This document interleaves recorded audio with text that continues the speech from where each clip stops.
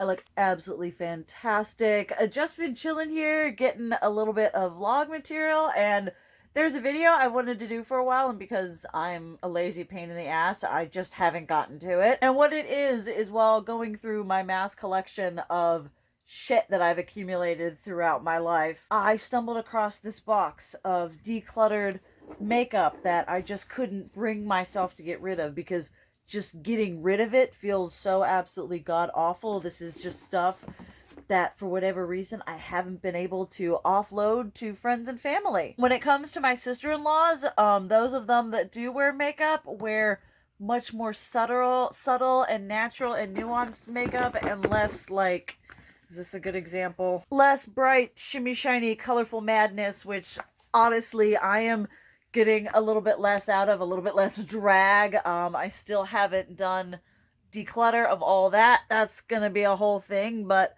I figured it could be fun to tiptoe through memory lane and declutter a bunch of makeup that I've already decluttered, because letting go is the first part of healing. And it's fun because we're gonna go over some memory lane products up in here.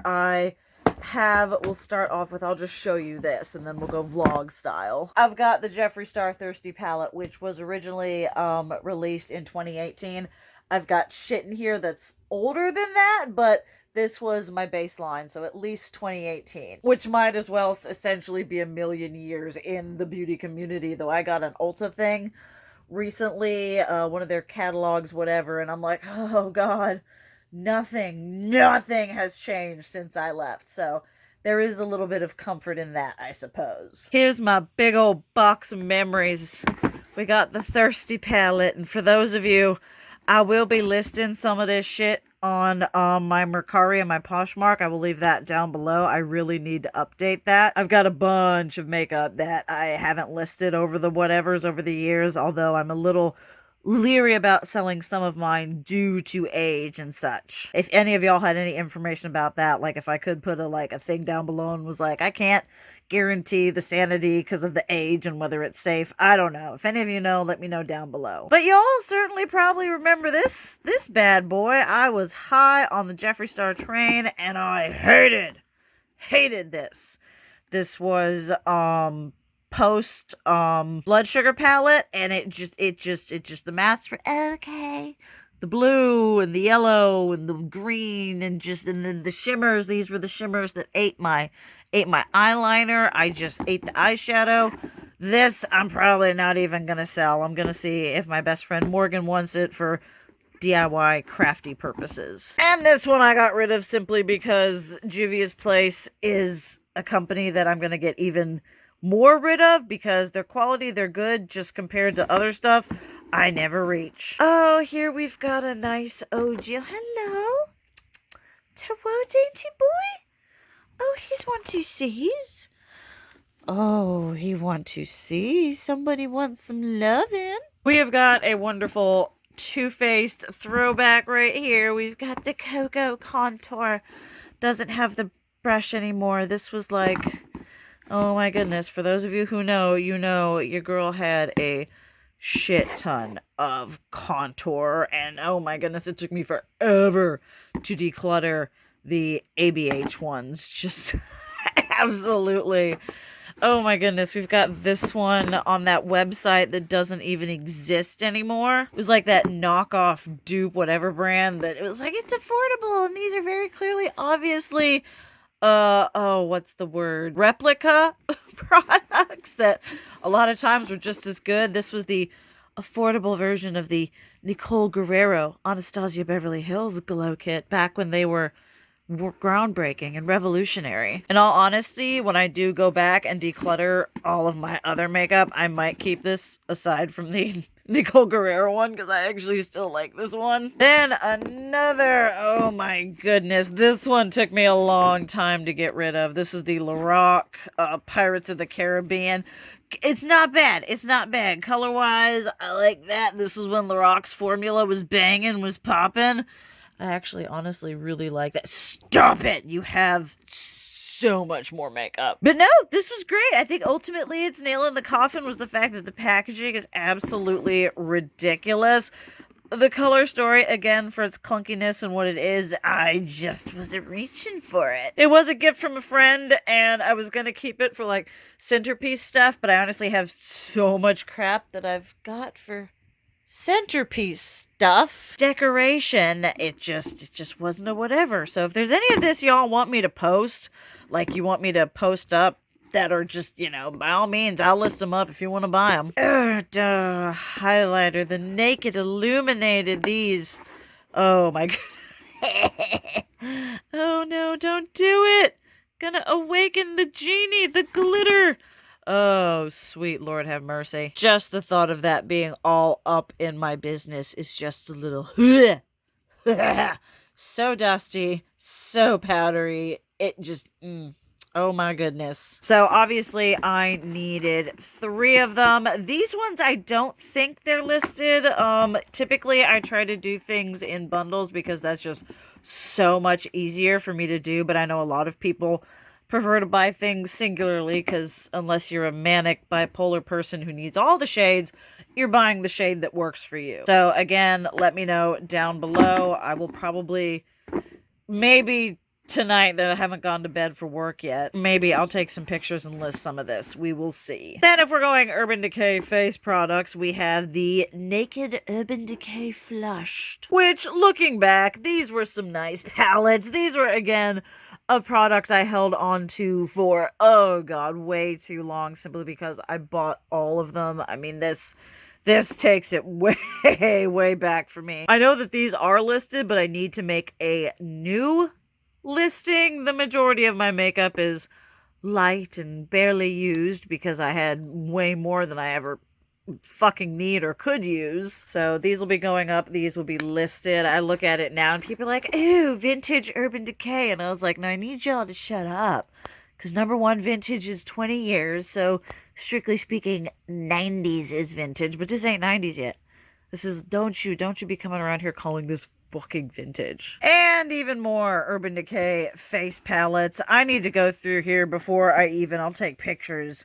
But before I even list stuff up for sale, I need to offer this to Emma's mom because she is a big makeup lover, fashion loving person. I'm actually thinking about giving her, I've got this really pretty pink delicate Moschino jacket that I think would be really nice on her. I need to see what size she is, but again, I need to have her look through my massive hoard of makeup to see if there's anything that she could benefit from. Again, these are listed, but I do need to do updated listings on them. Just so much crap that I ended up just not using. It's kind of disgusting that culling this is after repeated amount of declutters. Like I said, this is just a fantastic example of being hyperfixated and bipolar and like manic. Really, really old. This was one of like, when I first started getting into makeup, one of my first like high-end makeup purchases, and I don't think I've ever even used it once. Partly because both of these are just really fucking nifty. These are Smashbox X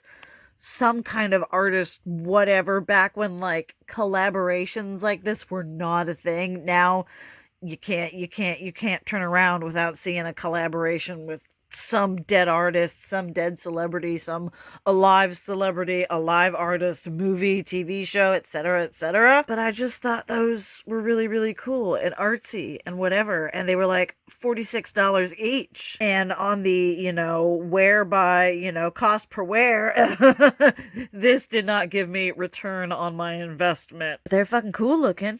I mean, look at that.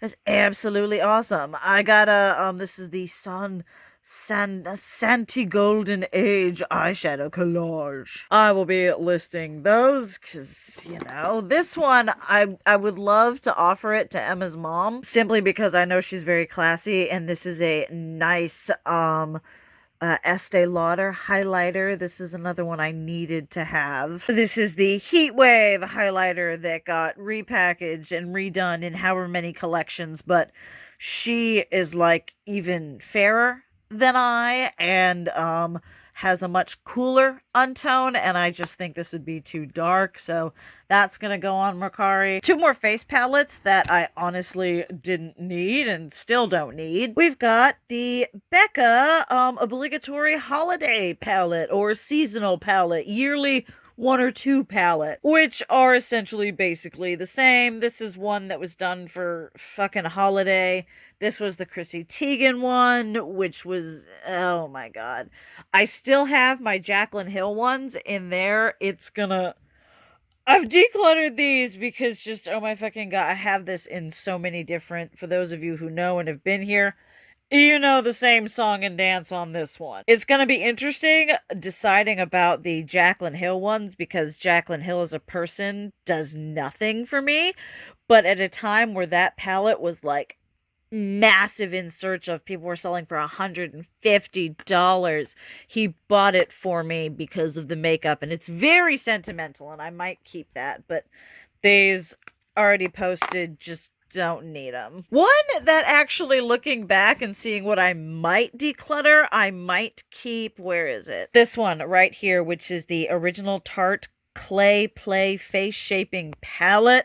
This is Tarte formula at its absolute finest, and it's not even my favorite, but it's really, really good. Pretty pasty, pretty basic, but with me discovering my non-binariness, I kind of want to play with doing a more minimal makeup look and that androgynous feminine masculine thing that I've struggled with. But this one here, the volume 2, just disappointing. Very, very disappointing. So this one obviously going, and depending on what we get rid of there, because and another oh goodness, who remembers these bad boys?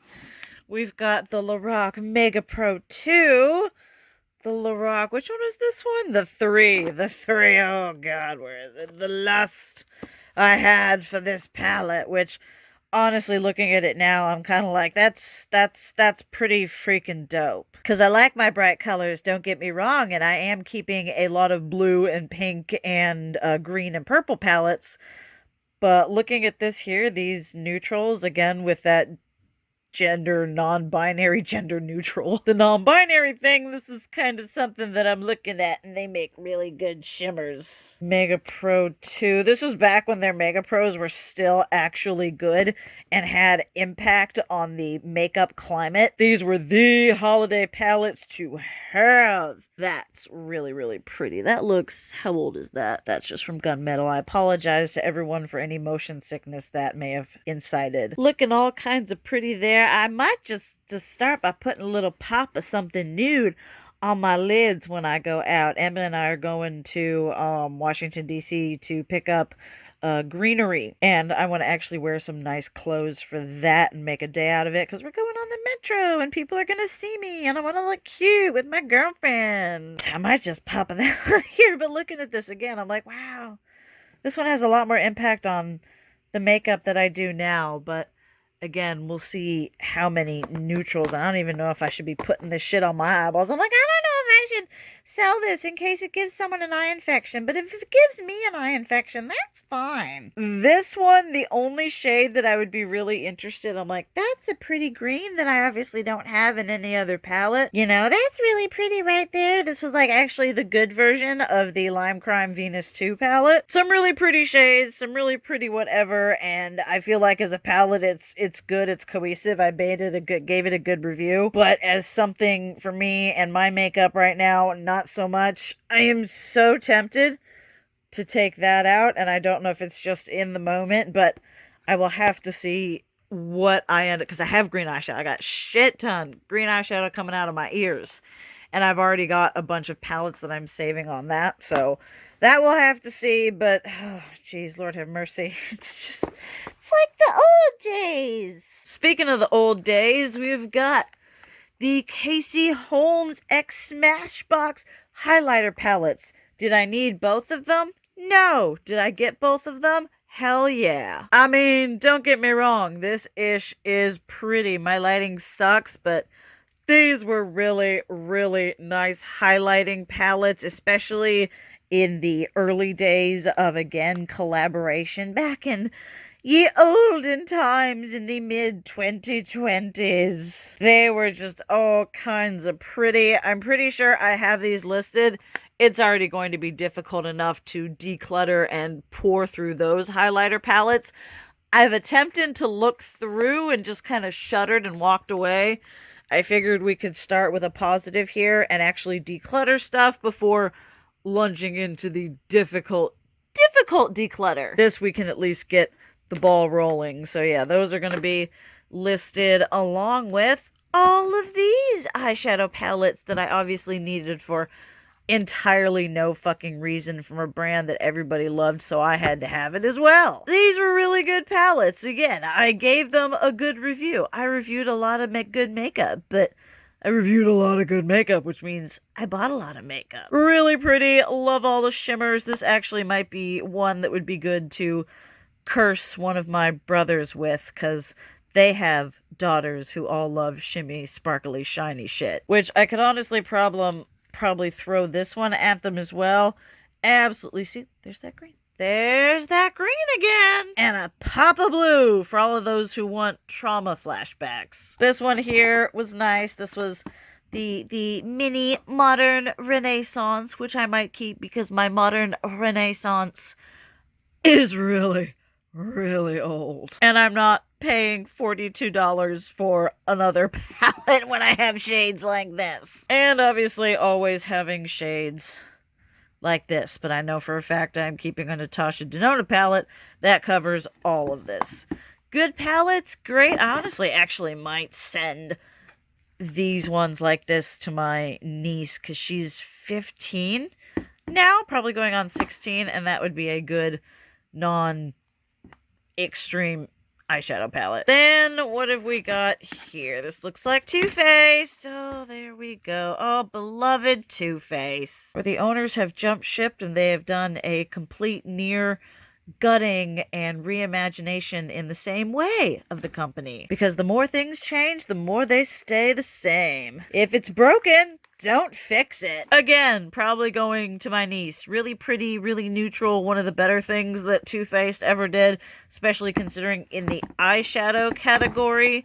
And then this one was really good. Nice gradation of the colors. Really pretty pop of purple there. Well, not pop. Really pretty shimmery, poppy, metallic purple. Really pretty. Thing still reeks of like fake raspberry, or yeah, fake raspberry. Just whoo! This is not one I will be offering to Emma's mother because she has a sensitivity to perfumey things, and this is definitely very unpleasantly aromatic in my personal opinion. Then gonna go and stand at the grave of Lorac.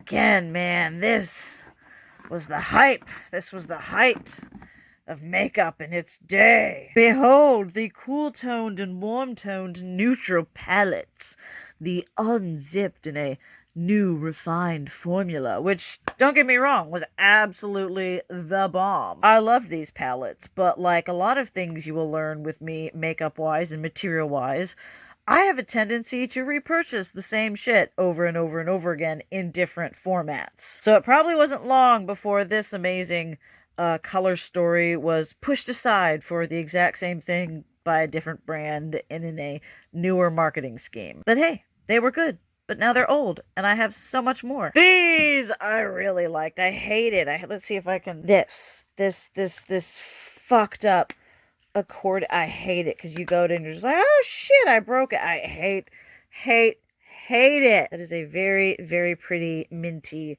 shade of green. Again, that's something I want to look for to see if I have in my collection, because that just all over my lid, I think would be a nice simple look. I thought these were an entirely slept on concept. I thought they were nice out of the box for Lorac. That one's actually got a lot of really pretty just swipe on shades, which I don't need. Gonna put it away. Gonna list it on Mercari. If it doesn't sell, you're going to give it to someone else, because you don't need any of these shades and you don't have them in anything you haven't already kept and not kept in a box after decluttering it but being unable to get rid of it. Yeah, kind of a story of my life situation here. That's okay. We're recording it here for posterity. This is a Coach watch here that my parents got for me. I'm graciously thankful to them for that. This was during Soraya's fashion era, so I don't really need it. I've talked to mom and dad and they're like, that's fine, you can sell it. It meant a lot in the moment, and mother and I have come to acknowledge that and move on. I am a disgustingly sentimental person, but the practicality of this, even though it being a watch, it's bright fucking blue. Which, looking back, if they had a green one, again, the hindsight, if they had a green one and it was still in this condition like this, I'd be like, fuck me up. But it is, in fact, blue. It's cool. It's fun. It was fashion-y. I was very dad approved of it because it was a practical present. But currently, now, even as silly as it is, fashion-wise, it isn't practical. So, pretty sure this is listed, though I might try taking it to a consignment shop near me. Got some KVD right before she started to lose it. She's like, I got a holiday palette with a shit ton of colors. What should I do? I should take however many of those exact same line from the palette and line them up, stick them in here, and make a small miniature palette of them for all the people who didn't buy the holiday one, which is nice. Thank you for doing that. But again, this was the start of the descent for Kat Von D, or I'm sorry, KVD Vegan Beauty Swiss Army Knife something something. I have the large palette. I'm going to keep the large palette for posterity's sake, in the sense that I really enjoyed that time, and I love the artistry that Kat Von D put into that shit, and I'm willing to trug that around to have it as decoration, but not this. This is not special. This is a rehash of something that was special. These, oh my goodness, I am not even gonna lie. There is a part of me when I thought about paring down my makeup and really only keeping what brings me joy, I seriously thought about bringing these back into my collection. Be like, well, if I don't have to worry about recommending shit and all kinds of stuff like that, why can't I just keep it? But these are they were discontinued when I bought them. I can't imagine what they would look like on my face at this point in their life. They were a really big hit. I'm not really interested in keeping compact stuff like this for artistic whatevers. I would consider, I guess, selling these if people were again into collecting, though when she became, and still is, problematic, her real estate, her resale value tanked. So there's really kind of I'll probably just, I don't even know. Let me know what y'all think about listing older makeup for people who want to collect and have and whatever, or if it's just something I should figure out how to recycle it or whatever. And then we'll end on here with a product that perfectly exhibits my problematic, weird, bipolar behaviors, is the Opal fucking Becca Skin Perfector in Topaz, which at the time was the darkest one they had, which, if it's the darkest one they have, Soraya, it's not gonna work on your skin tone, honey. Look at that. But because I had an obsessive problem and needed to spend more money than I ever had, I needed every shade, because that's the way I am, regardless of if it would actually work for me. I had to have it. And that's why we're sorting through the ramifications of that attitude of the I have to have it. I'm really enjoying sharing different aspects of mental health, because when I did my main beauty channel, I did kind of go over that a bit, and it's nice having a more relaxed platform to kind of talk y'all through some of the mental spicy shit that I go through. Hope some of y'all enjoyed that. I actually enjoyed it because it's a very therapeutic, cathartic thing for me to do right now, especially in preparation for doomsday, to kind of get the flow going and get just used to the decluttering process again and again. I want to show part of this process of me really starting to recover from quite a few years of disordered thinking. Hope you guys enjoyed it. I enjoyed filming it. If you made it this far, give yourself a giant old gold fucking star. Come snatch that participation trophy. And I hope to see y'all in the next video or vlog.